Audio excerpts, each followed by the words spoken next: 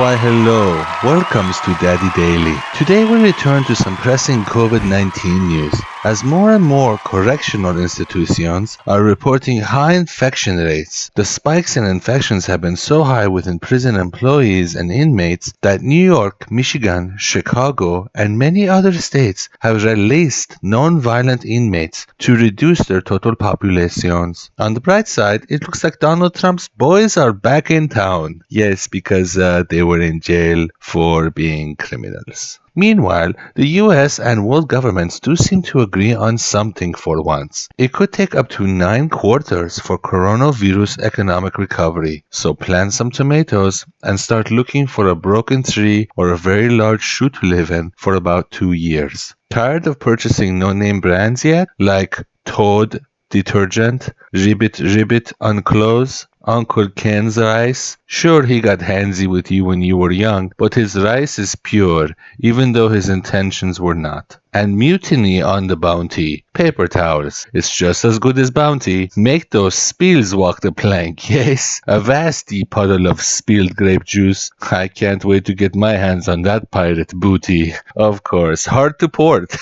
Yes. A tug-of-war seems to be going on between Donald Trump's and state governments about opening up the states, what Trump refers to as open for business. I'm assuming this means lifting social distancing restrictions and closures of businesses because a giant state is quite a bit different from a Kenny Rogers roaster. You can't just flip a sign and everyone runs into the streets and starts spending money on useless items. Business owners won't be standing on corners with nets, hooking in employees. People are scared, and they've been told to be cautious, and unless they get certain assurances, won't behave like 1-year-old Cocker Spaniels that found the back fence open. If you woke up and Stephen Miller was standing in the corner of your bedroom, yes, you would run outside due to the sheer terror of his enormous melon-like head and sunken lizard-like eyes. But unless Stephen Miller made house calls to every home in America, people will be staying put. In some areas, the U.S. social distancing just isn't practical. Some counties consider rush hour to be when 6 Chevy pickup trucks pull into a Piggly Wiggly's within 2 hours of one another. Open a second register, quick, it's a rush.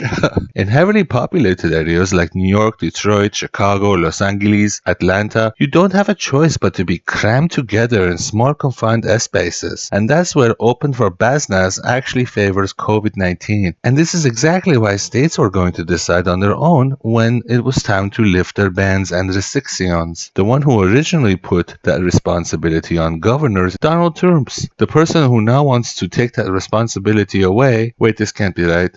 Donald Trump? The question is why Donald Trump wants to open up states sooner rather than later. And we all know it's about the upcoming election. The thing that Trump supporters hold on to as their final Trump card, yes, I said it, when defending their orange overlord is the economy and unemployment numbers. Yes, Trump is a pathological liar, sociopath, con artist, bigot, and misogynist, but unemployment numbers look good, so he's the best president ever. As the election comes closer and closer, this unemployment number economy shield has disappeared, vanished amid his mismanagement of the coronavirus response, compounded by the issues outside the control of his tiny kitten mittens, small hands. We here would like to help open states up if we can, so we have some ideas for getting people back out there in a segment we like to call Choose the Suggestion.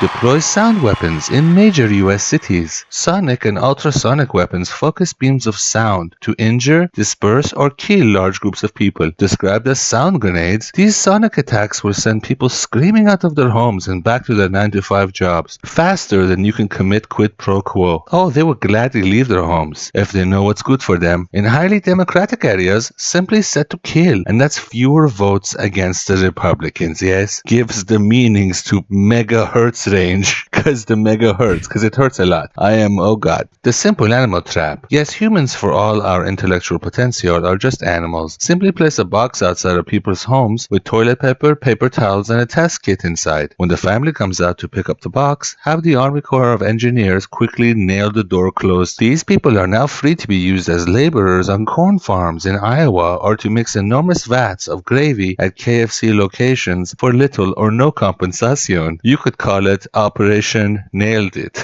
And you have.